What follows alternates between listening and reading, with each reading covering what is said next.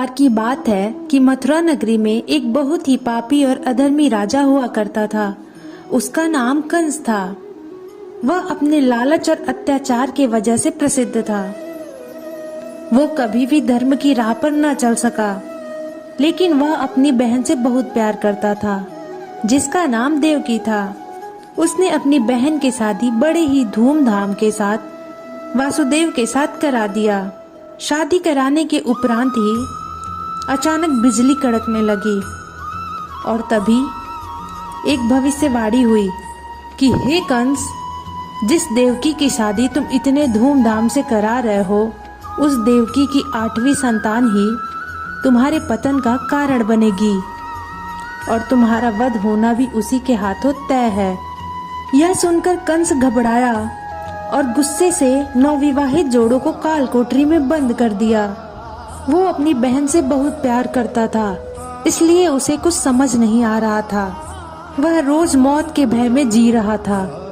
तभी एक दिन उसके पापी दिमाग में एक विचार आया कि मैं देवकी के 8 पुत्र को जन्म के उपरांत ही मार डालूंगा। उस पापी को बिल्कुल भी दया नहीं आई और उस पापी ने एक एक करके देवकी के 7 बच्चों को मार डाला।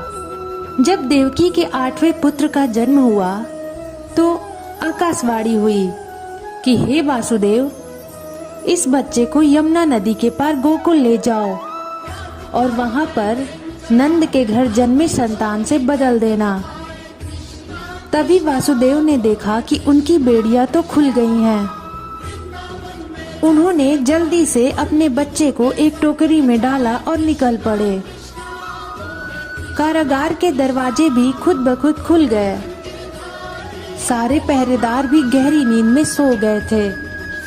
घनघोर बारिश हो रही थी। जब वासुदेव गहरे यमुना नदी में उतरे तो पानी उनके कंधों के ऊपर नहीं आया,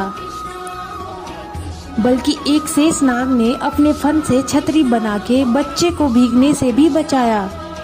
यह सब देखकर वासुदेव को समझ आने लगा कि उनका बच्चा कोई मामूली बच्चा नहीं है, वो दिव्य है।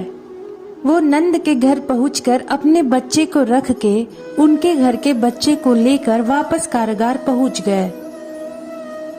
जब कंस को देवकी के 8वें पुत्र के जन्म होने का समाचार मिला तो कंस वहां पहुंचा और बच्चे को मारने के लिए उठाया। तभी बच्चा हाथ से छूट गया और एक देवी का रूप धारण कर लिया और कहा, हे दुष्ट कंस, तू जिसे मारना चाहता है, देवकी का 8वां पुत्र तो जन्म ले चुका है और वो अपनी भविष्यवाणी भी पूरी करेगा।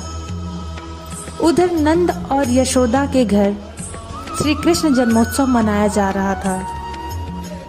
वही श्री कृष्ण बड़े होकर कंस का वध किए और इस प्रकार बुराई पर अच्छाई की जीत हुई।